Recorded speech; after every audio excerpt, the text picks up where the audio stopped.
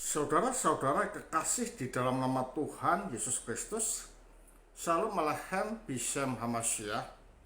Ketemu dengan Romo Yohanes lagi di Suara Padang Gurun dalam Menata Kalbu.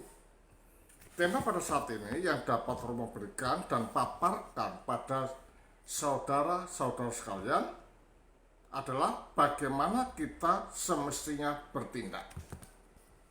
Saudara, di dalam sikap dan apapun yang kita lakukan, jangan pernah kita tidak mempunyai tujuan.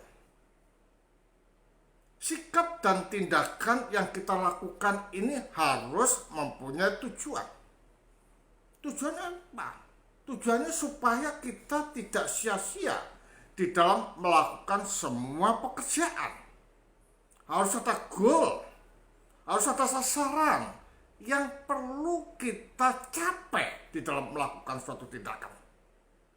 Karena sikap semacam inilah, maka Janus Markus dari sang asketik mengatakan demikian. Ya, mengatakan demikian. Jangan berpikir atau melakukan apapun tanpa suatu tujuan rohani. Mengapa harus tujuan rohani? Kita tahu bahwa kita ini diciptakan menurut gambar dan rupa Allah. Sebagaimana sering Romo paparkan bahwa kita harus mempunyai dan merefleksikan sesuatu yang bersifat rohani di dalam seluruh kehidupan kita. Baik cara berbicara, baik cara berpikir, baik cara bertindak dan berkendak, itu harus rohani. Nah, ini membuktikan bahwa kita ini adalah gambar dan rupa Allah yang selalu merefleksikan sifat karakteristik Allah yang Tritunggal atau Trinitarian itu. Jadi kalau demikian, tujuan rohani ini perlu kita capai. Untuk mencapai apa? Untuk mencapai apa yang dinamakan dengan theosis atau mengambil bagian di dalam kodrat ilahi. Karena itulah, jika kita tidak mempunyai tujuan rohani, dikatakan bagaimana? Di mana hal ini dilakukan untuk Allah. Sebab jika engkau melakukan perjalanan tanpa tujuan, engkau akan berjibaik dengan sia-sia. Jadi apa yang kita lakukan ini bukan for ourselves, tapi untuk Allah. Perbuatan baik, sedekah dan lain sebagainya ini bukan semata-mata kita mencari pahala, tidak. Karena apa? Karena pahalanya sudah ada. Makanya di dalam doa asketik dikatakan demikian. Ya Bapa, jikalau aku melakukan perbuatan-perbuatan baik hanya untuk mencari pahala, maka tariklah aku ke neraka yang paling dalam. Karena perbuatan baik yang kulakukan itu adalah karena cinta kasihku kepadamu. Jadi sebagai bentuk cinta kasih, bentuk ingin nyatu, bentuk sebagai gambar dan rupa Allah itulah yang menjadikan kita ini ingin melakukan sesuatu yang baik kepada siapapun. Karena apa? Karena kita ini adalah makhluk yang berbagi. Kita ini adalah makhluk agamawis. Kita ini adalah makhluk sosial yang tidak bisa terlepas dari yang lain. Dan itu adalah bentuk ekstasi yang ada di dalam hidup kita sebagai refleksi pantul ekstasi di dalam dirinya sendiri, Allah dalam dirinya sendiri. Juga dikatakan ya, oleh jana suci Serafim demikian, ya. Demikian. Puasa, doa, sedekah dan setiap perbuatan baik Kristen adalah baik dalam dirinya sendiri. Ya, dalam dirinya sendiri. Namun tujuan dari kehidupan Kristen tidak hanya terpaku pada pemenuhan satu hal atau lain sebagainya. Tidak hanya puasa saja. Itu hanyalah merupakan kepenuhan diri sendiri sebagai bentuk untuk mencapai Allah atau roh tinggal di dalam kalbu kita.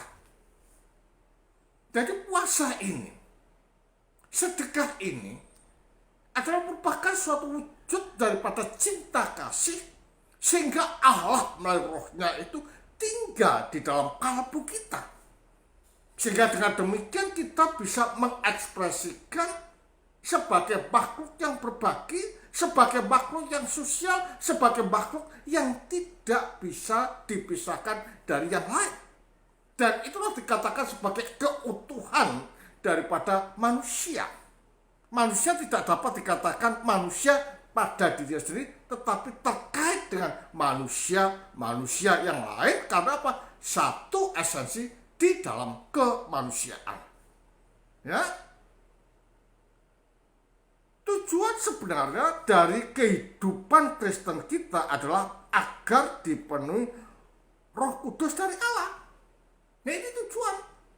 Jadi bukan pada puasa, sedekah pada diri sendiri, tidak. Tetapi ada tujuan lain supaya roh itu tinggal di dalam kalbu kita. Tinggalnya roh di dalam kalbu kita ini, saudara, menjadikan apa yang kita lakukan, apa yang kita pikirkan, apa yang kita kehendaki ini ada di dalam pimpinan roh.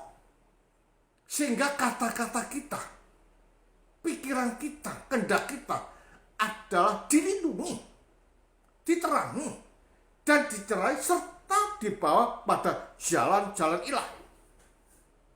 Inilah landasan mengapa orang yang dekat dengan Allah dan roh tinggal di dalam kalbunya menjadikan tidak terbesit untuk berpikir jahat kepada siapapun, membuli pada siapapun, memfitnah,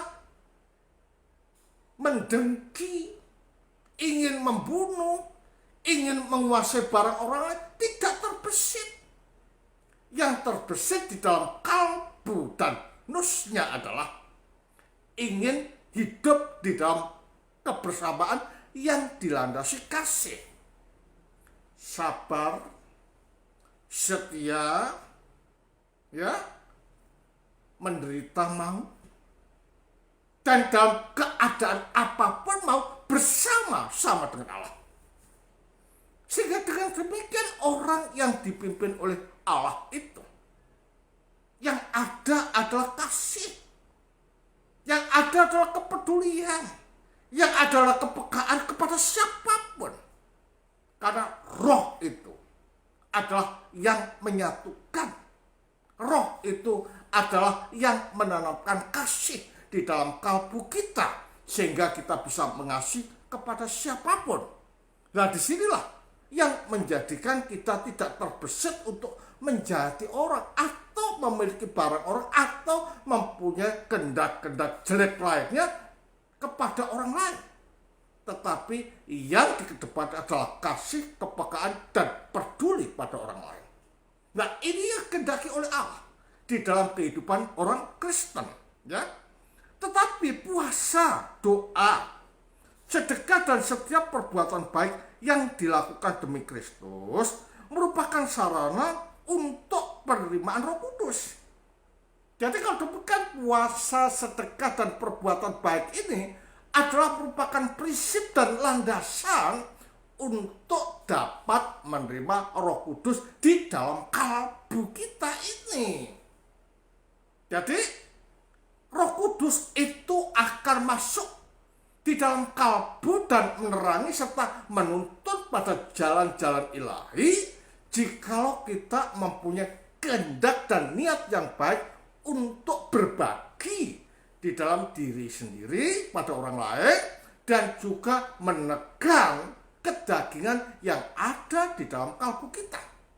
Nah, ini adalah merupakan suatu tempat dan wadah Allah bisa masuk di dalam kalbu kita, ya. Perhatikan bahwa hanya perbuatan baik yang dilakukan demi Kristus yang dapat menghasilkan buah-buah Roh Kudus. Jadi perbuatan baik ini akan membuahkan buah-buah Roh Kudus jika perbuatan baik ini ditujukan dan difokuskan pada Kristus.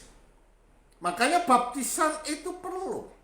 Karena di dalam baptisan itulah Roh itu tinggal di dalam kalbu kita dan termeterai di dalam kalbu kita, sehingga buah-buah Roh itu menempel dan tumbuh di dalam kalbu kita. Sehingga apapun yang kita lakukan adalah sebagai refleksi pantul daripada Roh yang ada di dalam kalbu kita. Segala sesuatu yang lain yang tidak dilakukan demi Kristus, bahkan jika itu baik, tidak membawa pahala kepada kehidupan yang akan datang. Jadi fokusnya, landasannya adalah perbuatan yang dilakukan demi Kristus, bukan perbuatan-perbuatan yang lain. Maka dikatakan bahwa keselamatan itu bukan karena perbuatan-perbuatan baik yang kita lakukan, tetapi karena pemandian kelahiran balik atau baptisan itu. Nah, di dalam baptisan itulah maka rahmat itu tinggal dan diam di dalam kita, sehingga kita bisa mengikuti tapak-tapak Kristus di dalam melakukan segala hal. Nah, kalau demikian jelas bahwa Kristus adalah merupakan suatu landasan for everything in our life. Ya, katakan demikian.